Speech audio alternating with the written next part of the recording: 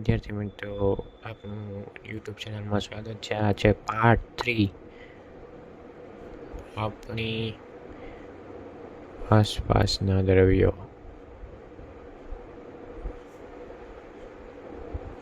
તો હું છું ગોહિલ ઓમદેવસિંહ, આપનું સ્વાગત છે.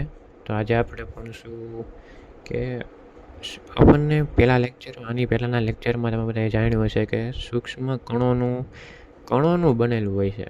કોઈ પણ દ્રવ્ય હોય કેનું બનેલું હોય? કણોનું બનેલું છે. એની વચ્ચે જગ્યા હોય છે, અવકાશ હોય છે. Depends on it is solid, liquid or gas. ઘન, વાયુ અથવા પ્રવાહી છે એની ઉપર આધાર રાખે છે. તો આ કણો કેટલા સૂક્ષ્મ છે એ આપણે હવે જાણવાનું છે. તો એ એક સરસ મજાની પ્રવૃત્તિ વડે આપણે જાણીએ. તો એ પ્રવૃત્તિ માટે અહીંયા ધ્યાન આપજો. તમારા ટેક્સ્ટબુકમાં પણ આપેલી છે. તો એમાં પહેલી પ્રવૃત્તિ જો તમે જોયું તો એમાં શું છે કે એક બીકર લીધું છે.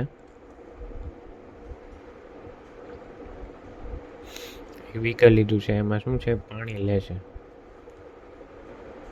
તો સોરી, છીંક આવી ગઈ છે. તો આમાં પાણી લીધેલું હોય છે. તો કેટલું લીધું છે? જેમ કે આપણે લઈએ તો 100 ml પાણી લેશે. સમજાણું? 100 ml પાણી લીધું અને એમાં આ પાણીના કણો છે. કેટલા સૂક્ષ્મ છે એ હમણાં આપણને ખબર મળશે. જેમ કે આ પાણી પ્રવાહીમાં કણો હોય છે સૂક્ષ્મ.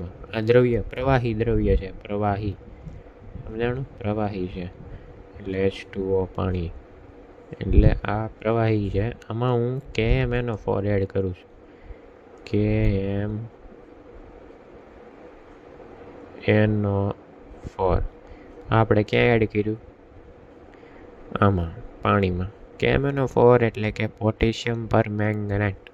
ખૂબ જ સરસ ઇન્ડિકેટર છે. યુઝ કરવામાં આવે છે ટાઇટ્રેશનમાં. એ તમને આગળ વધુ 11-12 કોલેજ કરશો ત્યારે તમને ટાઇટ્રેશનની પ્રોસેસ આવશે, જેમાં તમે કેટલું સાંદ્ર કોઈ પણ કહેવાય દ્રવ્ય, કોઈ પણ સોલ્યુશન કેટલું કોન્સન્ટ્રેટેડ છે, કેટલું ડાયલ્યુટેડ છે, એ તમને ખબર પડશે ટાઇટ્રેશનથી.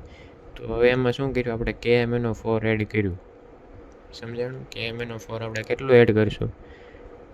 જરીક માત્રામાં આપણે શું કરશું? KMnO4 એડ કરશું. એટલે KMnO4 કેવો રંગ આપશે?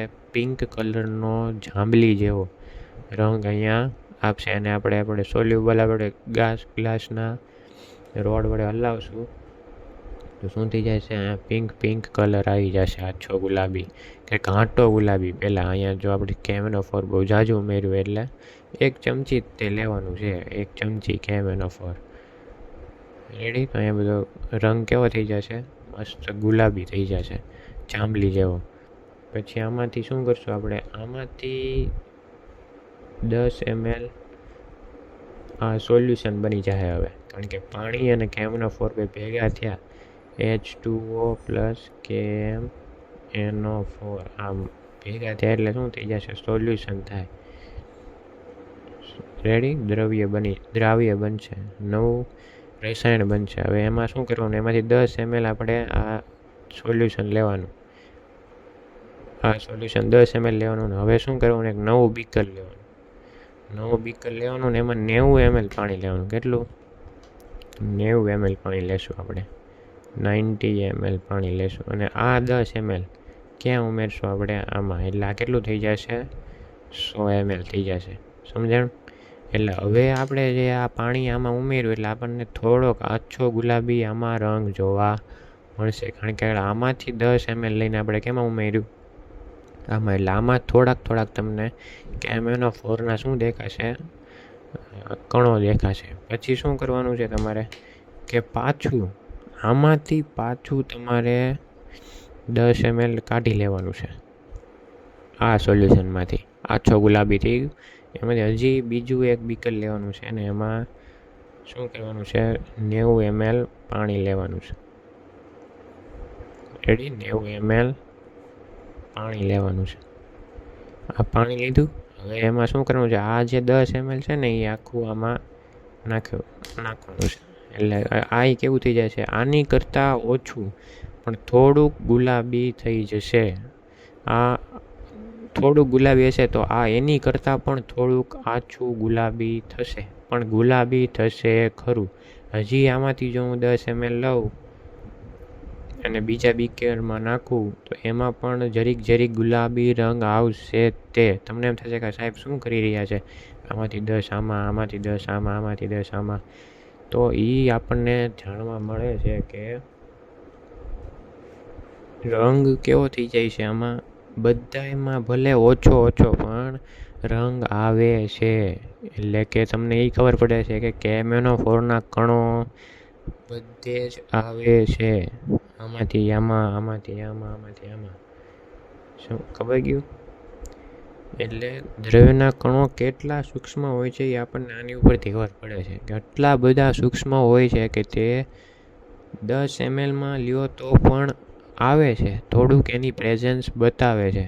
પણ એની જગ્યાએ જો ફિઝિકલ પ્રોપર્ટીઝમાં આપણે જોઈએ તો લખોટી લઈએ અને આંખ બંધ કરીને આમાંથી, જેમ કે આમાં 10 લખોટી હોય તો આંખ બંધ કરીએ ને આમાંથી 5 નીકળી જાય. ચાલો, પછી આમાં આંખ બંધ કરીને લઈએ તો છેલ્લી 5 વધી હોય એમાંથી 3 નીકળી જાય. ચાલો, પછી 2 નીકળી જાય. પછી તો લખોટી વધે જ નહીં ને, પછી 0 લખોટી. પણ આમાં તો KMNO4 બધા જ સોલ્યુશનમાં આવી રહ્યું છે. એટલે કે ક્યાંક ને ક્યાંક ગુલાબી રંગ જોવા મળશે. એટલે આ કણો બહુ જ સૂક્ષ્મ છે, એની ઉપરથી આપણને જાણવા મળે છે. સમજાણું? એટલે નિષ્કર્ષ શું નીકળે છે? આપણે નિષ્કર્ષ જોવાનું છે. નિષ્કર્ષ શું નીકળે છે કે દ્રવ્ય એ અતિ સૂક્ષ્મ, અતિ એટલે ખૂબ જ નાના કણોનું બનેલું હોય છે. અતિ સૂક્ષ્મ કણોનું બનેલું હોય છે. સમજાણું? કણોનું બનેલું હોય છે, પણ કેવા મોટા નહીં, અતિ સૂક્ષ્મ કણોનું બનેલું હોય છે. જે 10 ભાગલા કરો તો પણ આછો ગુલાબી રંગ દેખાય. તો એ બહુ જ નાના કણો છે અને એ બધે ફેલાઈ જાય છે. એટલે અતિ સૂક્ષ્મ કણોનું બનેલું હોય છે. આપણે આમાં શું લેવા, તમને એ ખબર પડી ગઈ છે કે આ કેવું છે? સાંદ્ર દ્રાવણ છે. આ છે સાંદ્ર દ્રાવણ. કારણ કે આમાં રંગ કેવો છે? આમાં પાણી અને KMNO4નો સાપેક્ષ રેશિયો વધારે છે. KMNO4 જાજુ છે. KMNO4 જાજુ લાલા સાંદ્ર દ્રાવણ કહેવાય KMNO4નું, કે જેમાં પાણી અને KMNO4ની સંખ્યામાં તમે જો રેશિયો કાઢો તો એ વધારે આવે. પણ જેમ જેમ ઘટાડતા જાઓ એમ રંગ કેવો થઈ જાય? પાણી વધતું જાય છે અને KMNO4 ઘટતું જાય છે. એટલે પાણીની સાંદ્રતા વધતી જાય છે અને KMNO4ની સાંદ્રતા ઘટતી જાય છે. એટલે KMNO4 કેવું થતું જાય છે?